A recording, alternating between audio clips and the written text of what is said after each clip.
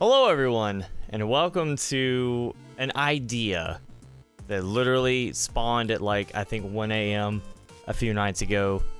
Taylor, what is it that we are doing right now? We're gonna be talking about our opinions. Oh boy. Yeah. So, this is, the expansion pack podcast, which, the idea is to expand your mind, but I'd say odds are we probably have the same opinion on this specific topic. No controversial opinions here. No hot takes. No. Not until Michael starts talking. Then maybe. I don't know about that. But today we're going to be talking about Microsoft and canceled games and how these games should have been given a chance and choice, like, to have been played. And above all, cancel your Game Pass. Don't cancel your games, cancel your Game Pass. Yeah. So Taylor, how do you want to start this topic? I know you want to talk about some canceled games that had happened. Let's talk about financial responsibility on Microsoft's part, and not only just Microsoft. There's lots of people like EA and who are some of the others that are just about everyone is laying off EA, people. Ubisoft. I'm sure I could look over here at my shelf. Square, no, not Square. Crystal Dynamics. Yeah, it's awful. Yeah, chances are if you're a studio or game company who's make games, you're probably laying off people. Yeah. Which is unfortunate, but also I really think that it all stems from investors really having these like ridiculous expectations. Like, for example, the first Tomb Raider game that came out with the reboot, that sold like, I think 7 million or so. However, because it didn't sell, I think they projected like 13 million. They deemed it unsuccessful. That being said, like, it still like had a trilogy, but it just blows my mind. Like, you know, and that I feel like part of that goes into like console exclusivity almost. Like, also, like, they couldn't have spent that much money on it because the games were already made. They just remade them to work on modern systems. Oh no, I'm talking about the trilogy that came out like 10, 12 years ago. Oh. Yeah. Which again, yeah, they did spend a little bit of money, but also people love those games. Yeah, they were great. Like, they got reviewed like rave reviews, but you know, by the end of the third one, like, the reviews started to dip, but I feel like that was mostly just for like people being Tomb Raidered out or whatever. Which, you know, you could say the same thing about, you know, Call of Duty. It is not the star game it once was. Oh no. Like, why are we not closing those studios at all? Like, I think there's now like 5 to 6 different studios that now work on Call of Duty. Like, I know there's Sledgehammer, Infinity Ward. Oh yeah, don't they do that like where they have them all working on games at the same time? They just stagger them so they can get a release every year. Yeah, which I know recently they really haven't necessarily done that because they now have Warzone going on, and I think Warzone 2.0 or something. I don't even know if those are the same thing. I am so disconnected from Call of Duty. I have a little bit of experience with Warzone, not actually playing it, but like at the office we got Warzone to benchmark, and then like you have to buy the game, and then you have to buy like an expansion pack to like play this other part of the game, and then you have to buy the battle pass, and it's like spending like $180 to play the game. Really? Yeah. I thought Warzone was just free. Maybe it's not Warzone, but it's like one of the Call of Duties. Okay. And like to even benchmark it, we had to like basically buy the game twice. That's dumb. But anyway, Canceled games, canceled studios, financial responsibility. So like Microsoft a couple of years ago, they're like, yeah, we're gonna invest in all these companies. We're gonna start making games. They were buying more studios than they were making games. And now today, they're closing more studios than they're making games. And I feel like they should have a little bit of responsibility. Like, okay, you're going to purchase these studios, these people who are working for you. You have an obligation to do something with that before you like say, I don't know, okay, we're gonna close you down, and you're not gonna get to do the stuff that we said we're gonna do. It just doesn't make any sense. Like, I feel like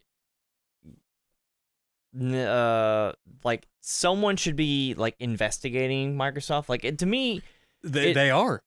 Someone is investigating Microsoft. Yeah. Like the FTC, because that's who really needs to investigate them. Yeah. They once they did that, but they weren't organized and they didn't really nail them. Mm-hmm. But they are doing it again. They're not actively in court right now, but they are still investigating them. Because like this is now, I couldn't even begin to tell you just how many studios Microsoft has outside of the 4 that was just like today or the other day or whatever. But like it irritates me because, yeah, it's Microsoft. They have all this money, but yet they're still closing studios. Like I just don't get it. Like, these studios that close have like a great reputation. For example, Tango Gameworks, they did Hi-Fi Rush and everyone loved it. It was a breath of fresh air for not only the hack and slash community, but also like rhythm gaming. It changed everything. It was easily in my top 3 games last year. And I found out that they were knee deep in development on a sequel. And Microsoft said, nope, we're just going to close you. I feel like, okay. And then, so, all right. They say that their resources were stretched too thin. Mm-hmm. And management, they couldn't manage all of these different studios, so they're gonna have to start cutting studios. I feel like that's like, okay, you should be managing, for one, if people like Phil Spencer. Yeah, right? Phil Spencer. Okay. He's making all of this money and making all these decisions, and it turns out, oh, I guess we can't afford to do this anymore. That's kind of his responsibility. Like, that's him being bad at his job. And that statement that you just made on how, like, our management team is stretched too thin, it almost sounds like they're micromanaging. Hear me out. Buy the studio, give them the money they need, and just let them do what they want.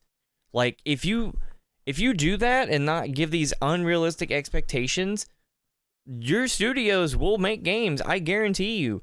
Like, hell, I just don't get it. It makes zero sense to me, the fact that, like, all these studios are closing down because they have deep pockets, but they're also, like, weaving their deep fingers, like, into every decision that every studio has to make.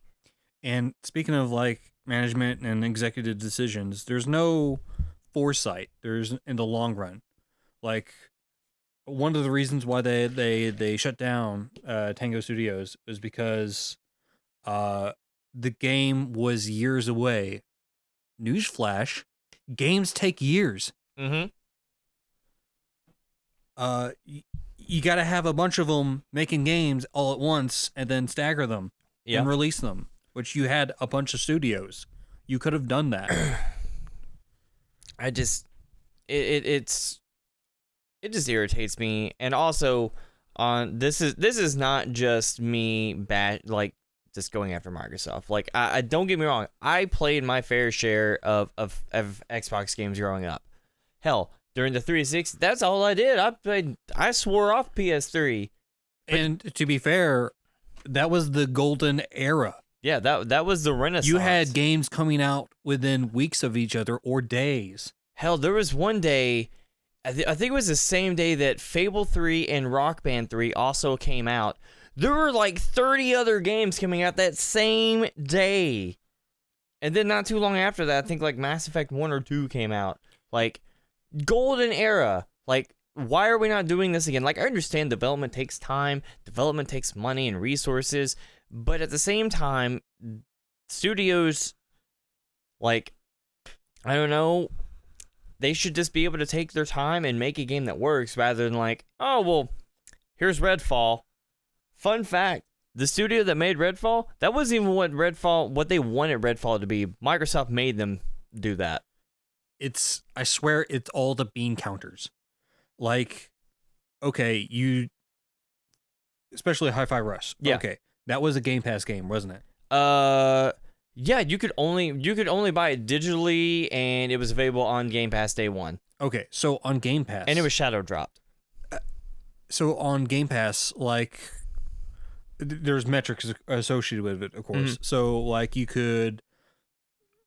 One of the things that they majorly look at is like why you got Game Pass. Mm-hmm. Okay, so maybe Hi-Fi Rush isn't the first thing that you played. Maybe you want to play like Halo or something. Okay. Or a really old title because, okay, yes, Microsoft is evil and soulless, but Game Pass is an incredible deal for what you pay for, and it has a lot of titles. That being said, Microsoft is evil and soulless. Cancel your Game Pass subscription. But back to my point. Yes. You may like play a bunch of other games first and then get to Hi-Fi Rush, and then all the bean counters see, okay, well, this isn't the very first thing that you played. Or how many hours is Hi-Fi Rush exactly? It's on the shorter side. I think it's like 15. Yeah, 10 to 15 so hours. Say you only play like 15 hours of this 15-hour game. Mm-hmm. And they're like, oh, well, you're not putting like billions of hours like these people are playing Warzone, so this must be a failure. Or people who bought the game didn't get it for Game Pass, or people who played on Game Pass didn't buy the game. And that's artificially lowers each of its metrics that they were expecting it to do amazing on each of them. Yeah. And you can't just like look at quarterly numbers. It's the long run. Mm-hmm.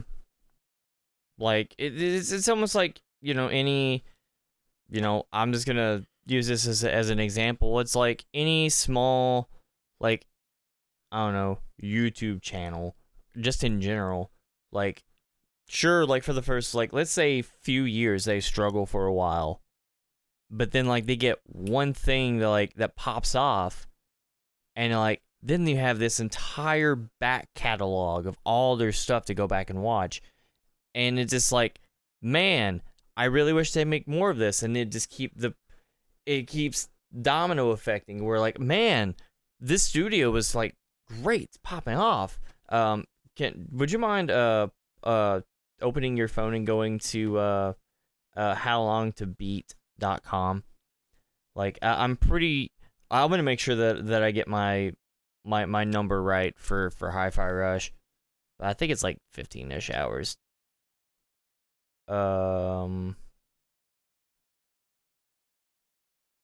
Which Is that Hi-Fi Rush? No, it's just HIFI.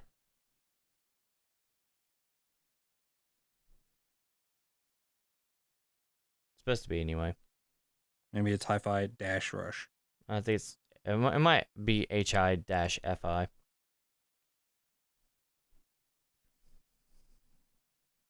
Yeah. 14 hours. Okay, so yeah, I wasn't off. But yeah, it just, and this isn't just a Microsoft. Well, actually, yeah, this is predominantly right now we're going to talk about Microsoft for a moment. A little bit longer. So, Microsoft has this, Game Pass is a great deal, and I know that studios would be enticed to do that. But also with Microsoft not selling games at all, hear me out. They've conditioned their audience. Don't buy games. Just go to Game Pass. It's $10-15 a month to get to play all these games. where, you know, if you go to like Walmart, Best Buy, or any other retail store, Microsoft has virtually little to no presence at all. Yeah, they removed from most of the Walmarts. They removed the Xbox section. Yeah, it's still at the Walmart here. I know you said that it was removed from the one where you live. Yeah. And it just Walmart has a PC section again. Think about that. You can buy AMD processors at Walmart. Oh my god, you can. Oh my god, you can. I didn't think about that. Yeah, you can get RAM, motherboards, I think even graphics cards, SSDs. I know you can get SSDs and even M.2 drives. About the only thing you can't get there are maybe coolers. I think they actually sell water coolers there. Oh. Cases and power supplies. And that's it. Dang. But yeah, back to Microsoft.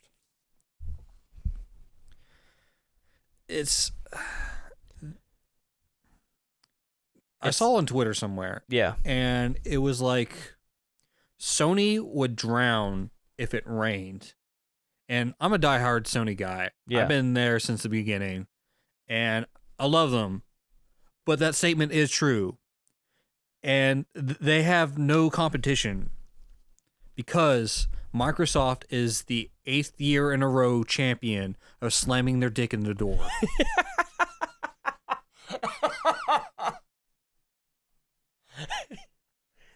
Oh, good lord. And you know,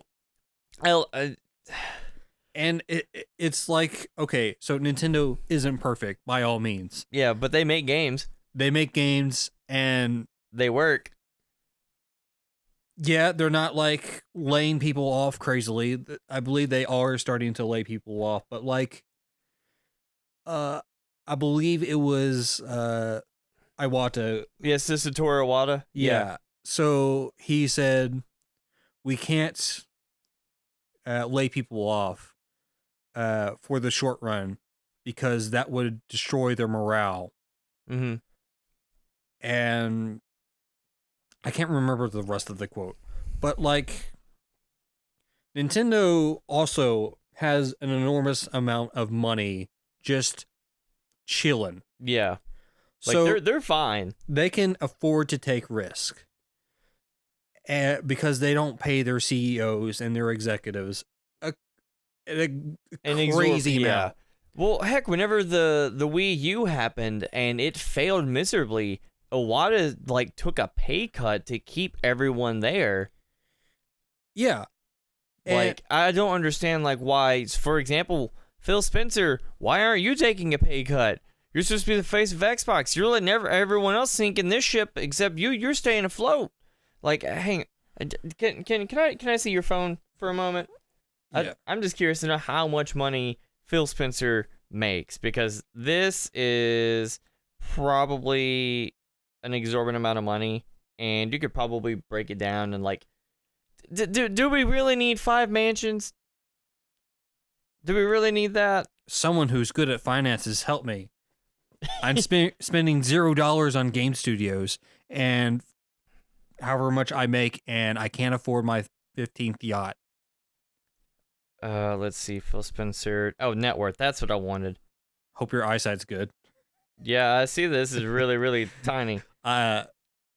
Okay, so according to this, he has a net worth of about 25 million, which for a CEO, let's see, he's the executive at the helm of Xbox. So like I don't necessarily know if he's CEO, but he's the head of Xbox Studios. 25 million, you know, I feel like he doesn't necessarily need that much. Hear me out. Okay, No. So like it doesn't have to be like, all right, I'm just gonna make pennies forever. It could be like, man, we're kind of struggling this year or this quarter. All right, I'm gonna take a pay cut.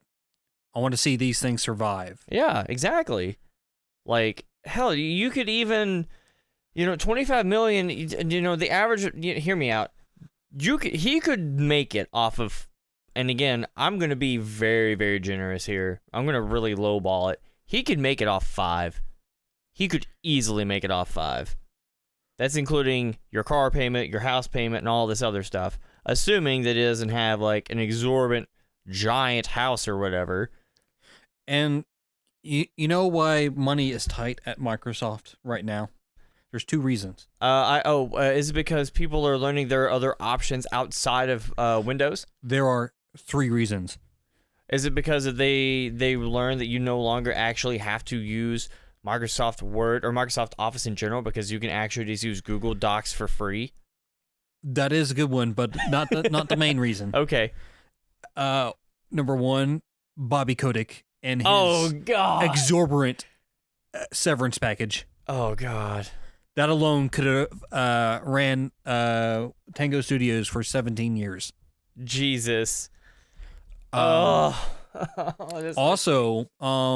the quadruple A games that are just going to be the next generation. Quadruple A? What the heck are quadruple A? Games like Starfield.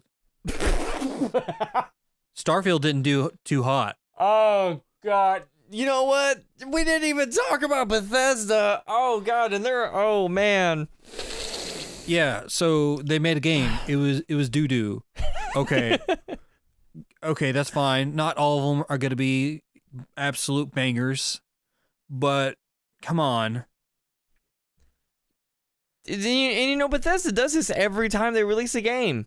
Like Bethesda specifically, if you look at like all the Doom games that have come out in the last like 5-10 years or whatever, they're rock solid. They just work. Mm-hmm. Bethesda, like, that makes your Skyrim, your Fallout, well, not even Fallout. Well, yeah, Skyrim, Fallout, Starfield. At launch, they're so buggy. They're so buggy.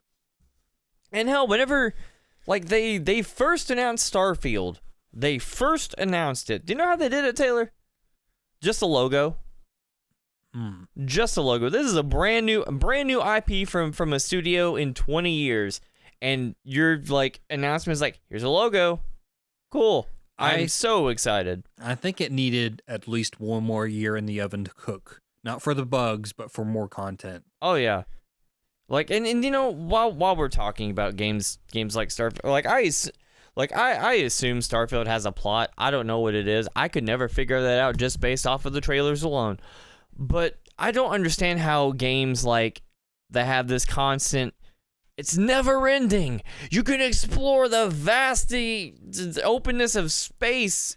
Like, what's the plot? Why is this? How is this entertaining? And like, oh yeah, this planet over here, you just explored. You're the first person to ever be on this planet.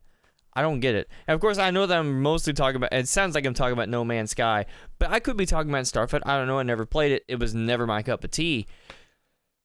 But okay, so I get it. It's like their first venture into the space genre, right? Mm-hmm. But like they could have done more of it. So Star Trek. All right. You have Vulcans. Yeah. They're space elves. Okay. You have the Klingons. They're like space orcs or dwarves. Orcs. And then you have the Ferengi. They're like space goblins. Okay. And then you have the Borg. They're like space zombies. And the list goes on. And then what does Starfield have? I think they only have like 1 or 2 races. Yeah, that doesn't. Yeah, no. But. Oh. If you're watching this right now, or if you're listening to this, I just want you all to know that I'm face palming right now. I'm so irritated. And a lot of all of this is some of these games need a little bit more time in the oven to cook. Mm-hmm. Or to even just finish or release. I mean, they did the same thing with what was it? We're gonna go back to Final Fantasy 15. Granted, I know that game is so divisive. People loved it then, but now people are like, oh, it's so awful. But like, it was supposed to come out in September, but they pushed it back 2 months so that way it had more time. That's fine. I'm okay with that. I can wait 2 months. That's fine. I can wait a year. Heck, I've been waiting. God, how long we were waiting? Like what, 9 years for Kingdom Hearts 3? We were waiting Over a decade for Metroid Dread. Oh yeah, we were waiting 20 years for Metroid Dread. And it finally came out, and everyone lost their minds.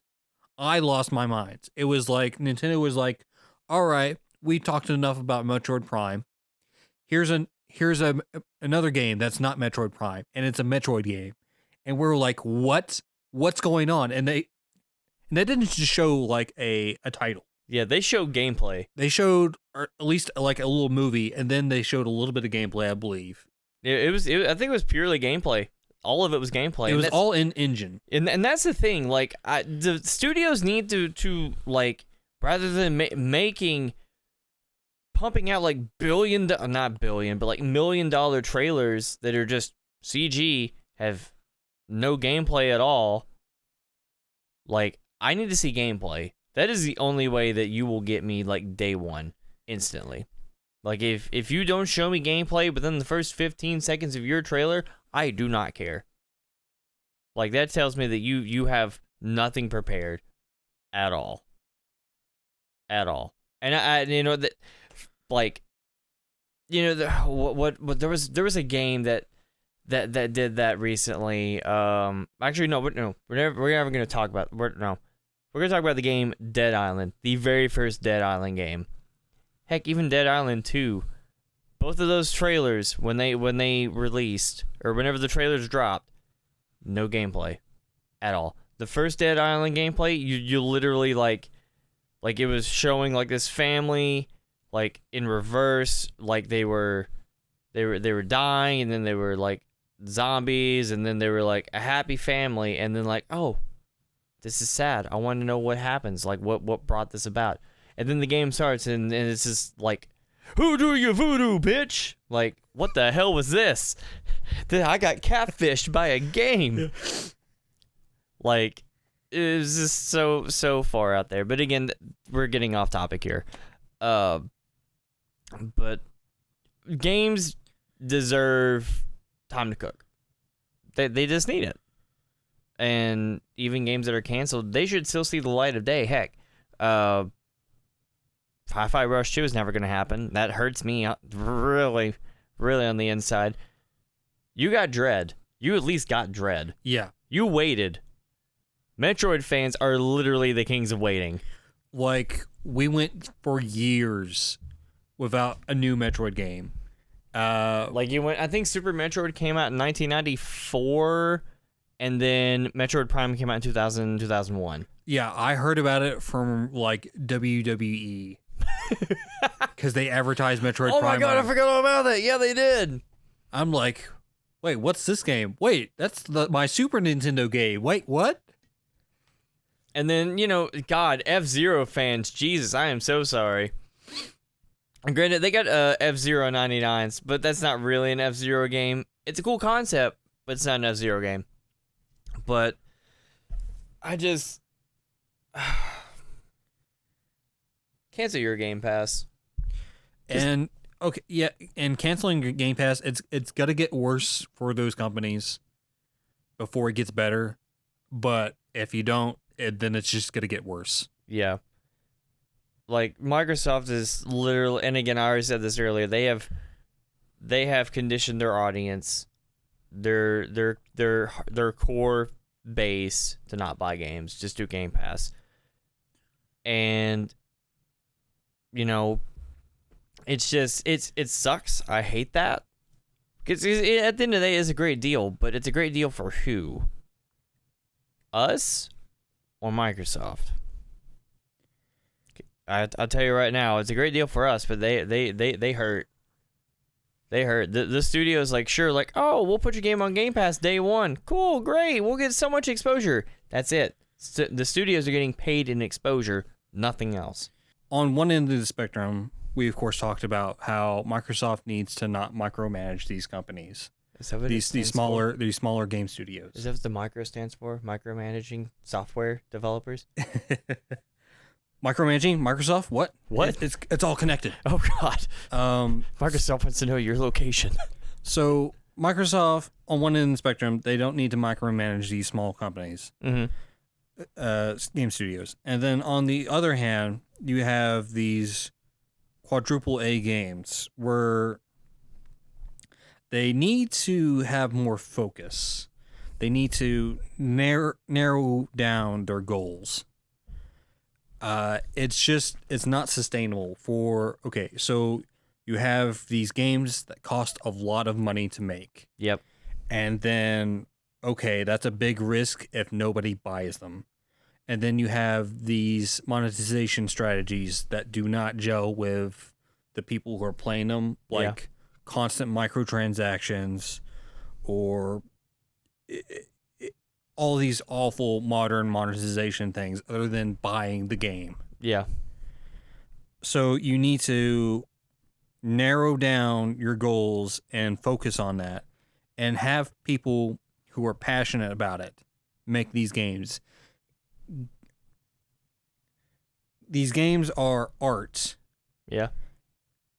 And I saw a video recently by a good friend, The Hairiest Hair. Oh, yeah. And he was talking about how video game, I'm going to go a little bit off topic, Okay. how video game movies and TV shows almost always suck. Yeah. And it's because, and his like point that he nailed down was, the video games that were made originally were art. Yeah. And then Hollywood wanted to make money off of it. Yeah. So then they made something to make money rather than make art. Mm-hmm. And that's why it almost always fails. Sometimes there's like good ones. Yeah. Not necessarily a video game movie, but the Dungeons and Dragons one. That was great. Yeah. Well, so it seems like movies typically suck. There have been like a few instances where like that was okay. I'd watch it. Like, for example, the last Tomb Raider movie that came out. It was almost literally a kind of like a retelling of like the initial Tomb Raider reboot. Is okay. Mario movie is great. Yes, the Mario movie. That's a fantastic one. But more often than not, they have massive stories, and they would be better suited for a series than a movie. For example, Fallout. I hear it's great. I hear I know the Last of Us TV series is fantastic, but there are also like poopy ends of that spectrum. For example, Halo. That series is awful. And awful. The Doom movie. Oh, God. Remember the Doom movie? I remember Dwayne "The Rock" Johnson making a comment like saying this is it. This is the best video game movie Hollywood's ever made. It was the worst video game movie Hollywood had ever made. And it had like one cool part, and it was like at the end where it went into like Doom first person mode. Yep. But yeah, it's you got to make a video game to make a video game, not to make money. You got to do it for art and passion, not to make money. And you can't manufacture these things. No. Nope. Just like you can't manufacture I don't know. I can't think of anything right now. My brain is currently fried because I'm just so like angry right now at Microsoft. Money. Let's talk about money real quick. So again, we're gonna kind of step away from Microsoft for a moment. There have been games that have been stuck in development hell. Actually, you know what? I feel like this would probably be a better a topic for another day. But like, how is it that like studios like Ubisoft are still going? Like Black Flag or not Black Flag? Was it the Skull and Bones? That game was in development for like 10 years. And it saw the light of day. No one cared about it when it came out, but like everyone was so excited when it was announced, like, oh man, we're just gonna get the boat, like the pirate ship combat from Black Flag, girl, make that a whole game. That sounds cool. Guess what? It took them like 10, 12 years to make, and it made zero sense to me because the entire there was like that whole section in Black Flag was just like one part. You could have just expanded it. Had it out in like a few years. Why did it take 10 years. And I get it, you need time to cook, but at the same time, like, You need to focus your goals. yeah, like why did this take 10 years to make? And it doesn't show at all. And the focusing your goals thing, that's part of management. That's where management is failing. Like, honestly, like the Skull and Bones could have easily just been a like a small little expansion for Black Flag. It's management and executives failing the studios and failing you. For example, Suicide Squad. That's something that some executive at Microsoft wanted to push in a direction. And maybe it was a manager at Rocksteady is like, hey, we need to do this live service game. Except I'm an pretty sure- executive was it like, Microsoft? yeah. Because just that was not an Xbox exclusive. That was on everything. Well, it was Rocksteady like made it, but there was a publisher. What was the publisher? Warner Brothers. Warner Brothers. So there was an executive at Warner Brothers like, yep, push that through. That sounds like a great idea to me. That sounds like more beans for me to count. And what should have happened is, I think it was the other way around. I think Rocksteady really wanted to make a game, but then Warner Brothers was like, you gotta do this. yeah. So the fact of the matter was, Rocksteady should have stuck to making another Batman game. Mm-hmm. And that's where the executive should have like, yeah, that sounds good. We need another Batman game.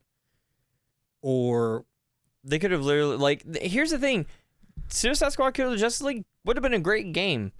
Would have been a great game if they just got rid of the whole, if they just didn't make it a live service game. yeah, Like, the concept and idea of it is great. Like, that sounds like something me, you, and like a few of the other guys, or whatever, we could just dick around in for a few hours. I wouldn't care. Hell, the same thing happened to Gotham Knights. Like, it was great. I liked it. However, like it wasn't necessarily a live service game, but I was under the impression that like me and 3 other friends could just run around Gotham City doing whatever all willy-nilly. That was not the case. That's kind of more false advertising, but like, yeah, executives just they are putting their hands too far. Like, they're putting their hands in places they don't need to be. And I feel like this is going to be the unpopular opinion, I'm sure. I feel like not game developers, the big 3, Nintendo, Sony, Microsoft, owning smaller studios is like, that just shouldn't be a thing. Like, you can have like your own first party studio, like, yeah. Microsoft, Halo, that's great. Maybe put a little bit more work into the next Halo. But yeah. But like Nintendo, like, they don't own studios. They just have like their own in-house like team. Yeah. We make Mario and Zelda, and then they contract other developers to do like specific stuff, like Donkey Kong. Yeah, Retro did Donkey Kong Tropical Freeze and Metroid. Yeah, so like Microsoft does not need to own this many studios. Just like say, hey, just approach a studio and be like, hey, we want you to make us a game. Can you do this? Can you make us some kind of... And it all comes down to money. Yeah. Microsoft doesn't want the studios to take a cut from the contracting. They want to own the studio so they get all of the money. Yeah, that's just...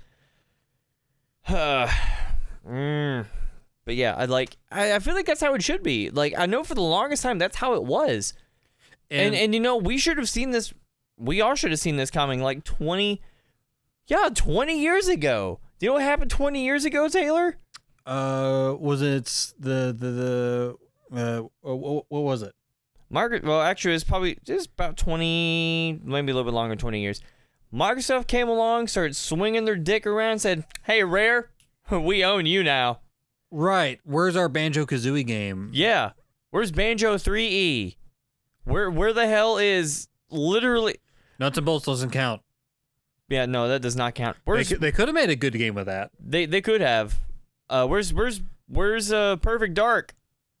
Where's my Conker's other bad day? I think Perfect Dark is part of the same studio that does Deus Ex. So yeah, that's gonna be another 10 years before we see anything about that. Oh. Well, I mean, it's fine. I don't necessarily care for Perfect Dark, but I know others do. Yeah. But like,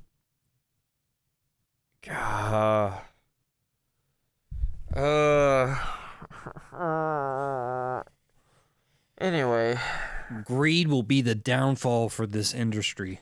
Yep. So that's why indie games are killing it right now. Yeah, they're thriving right now. And you know what? There's one indie game that started this whole like renaissance, if you will. There's one indie game, and his name is Shovel Knight. That game kicked it off. Like, that game, I think it came out in 2014, and it's like, oh, yeah, you want stuff? Sure, here you go, pay $15, $10-15. Oh, you bought it you kickstarted it? Cool, you're getting every expansion for free. Like, that's cool. I like that. But God, it hurts me on the inside. Microsoft isn't the only company. Yeah, I've been we have been ranting about Microsoft, but they've done the most recently. And while I do hate Microsoft, they're a soulless evil company, and they are destroying Windows. Yeah. And I'm a Sony fanboy. Sony is not exempt from bad stuff either. Like Helldivers 2. Helldivers 2. That's all right. So like Arrowhead, they're making this great game. It's popping off, and initially, whenever we saw Helldivers 2 at like 2018 or something. Something like that, yeah. And like, yeah, this game, okay, yeah, it looks like Destiny 2. Yeah, it looks like Destiny. All right. And it's like, okay, well, I don't like Destiny 2. I like Destiny 1. Mm. And so years go by, and then Helldivers 2 is like, okay. And then I see everyone, just literally everyone, loves the game. And especially, you see it on YouTube all the time, too. And then, yeah, on the Steam page, there was like, yeah, it's just require a PSN account, but then they didn't enforce it. At some point. Yeah. And they didn't enforce it because PSN was broken. Okay, so number one, PSN can be broken sometimes. Mm-hmm, it can. Which should not be required for your game to work because PSN is broken sometimes. Yeah. And then, how many times... I'm a Sony fanboy, but I can admit this. How many times has Sony been hacked? At least 10.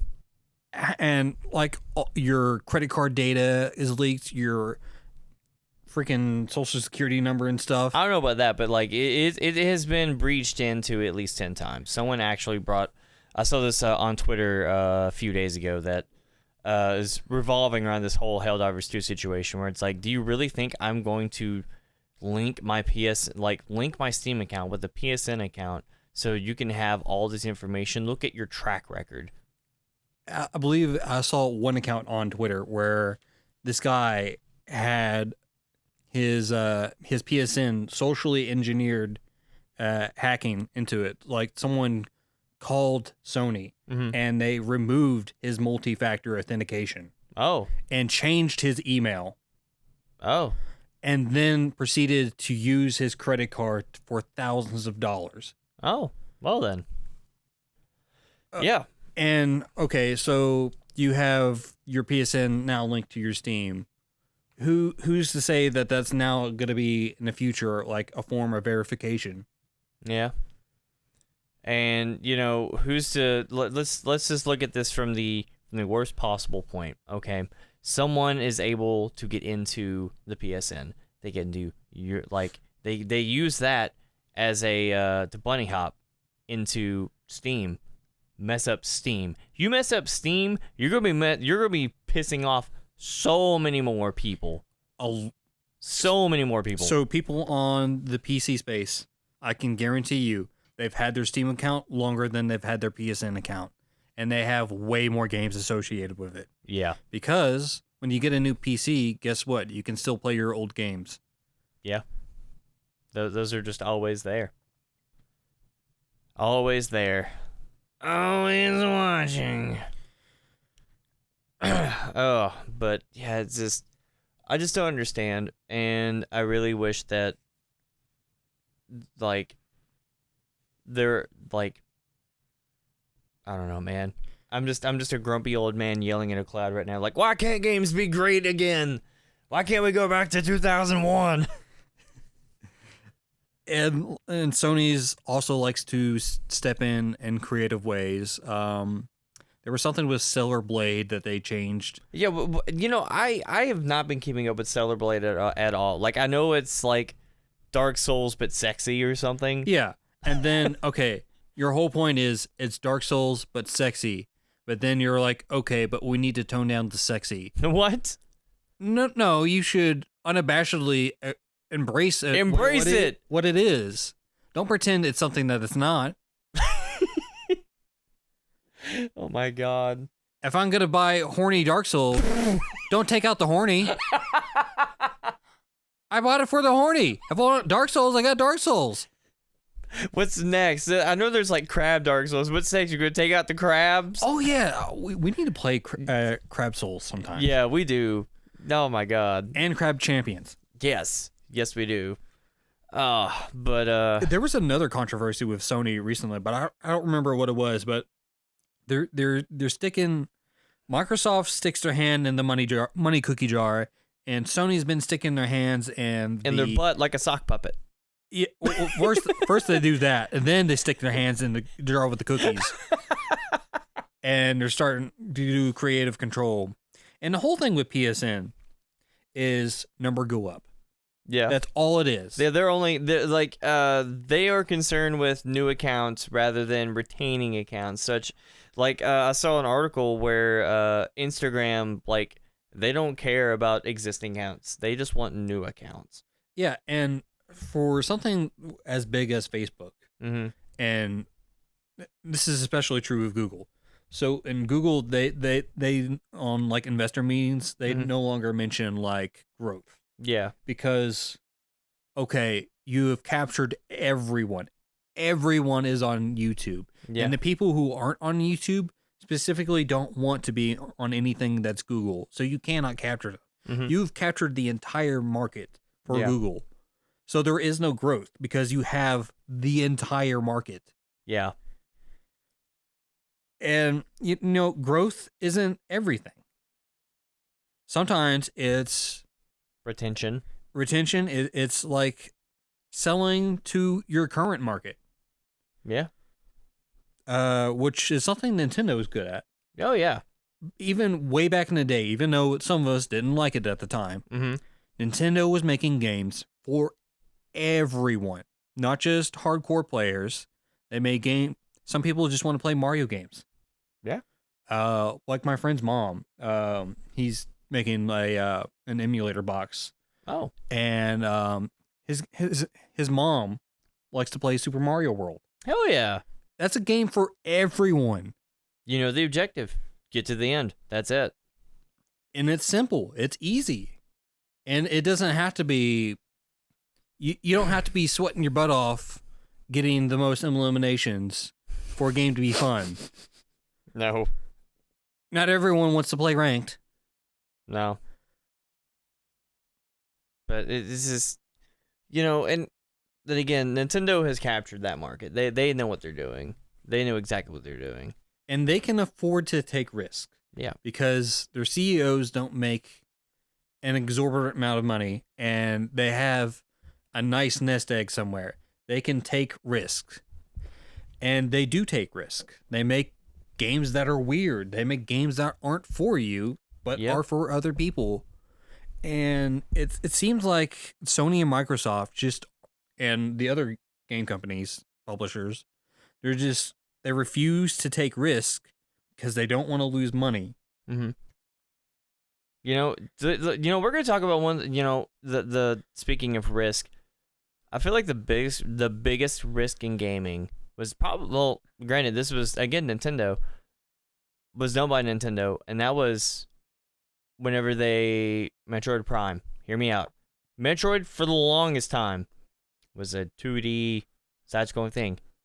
Retro said, "Let's make a risk. Nintendo, can we do this?" And Nintendo said, "Sure, go for it." And okay, they made Metroid Prime first person.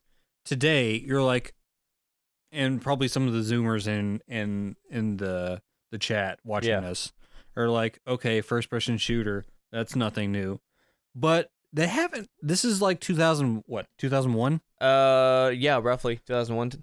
They haven't quite figured out first person shooters. Yeah, they haven't figured out first person shooters. Like they existed, but they were clunky. Like, have you ever go play Halo 1? No, even better. Go play GoldenEye.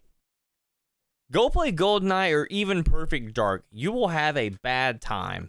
You cannot aim down the sights in Halo 1 or 2. Really? With the exception of a few weapons that have scopes. Really? God, it's been that long since I've played like Halo 1 or 2. And the controls are god-awful. You have to, like, make them better. Huh.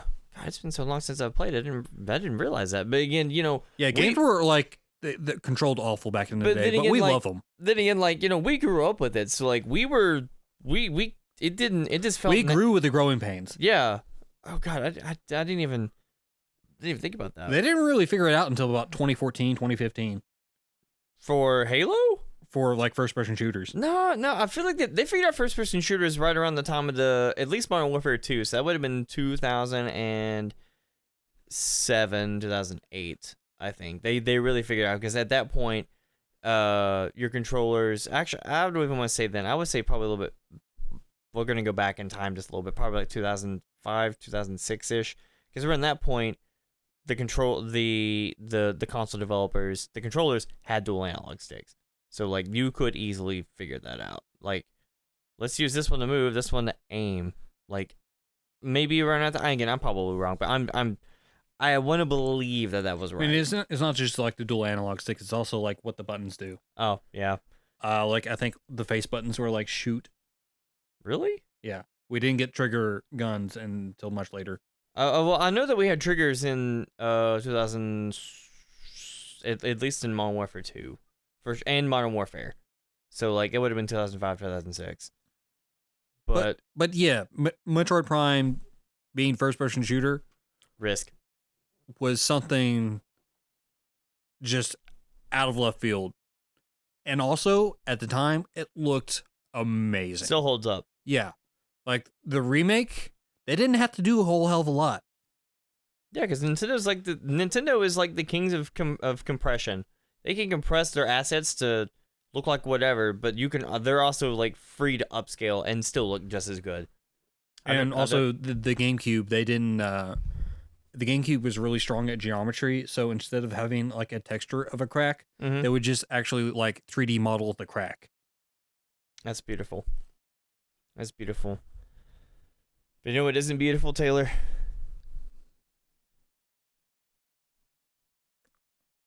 Our sponsor, our sponsor, store.lttech.com or whatever it is. Our sponsor that doesn't exist. Now, unfortunately, the what isn't beautiful is the end of this wonderful podcast episode. Thank you all so much for watching. We hope that you were able to expand your mind and come to the conclusion that you should cancel your Game Pass. It's not...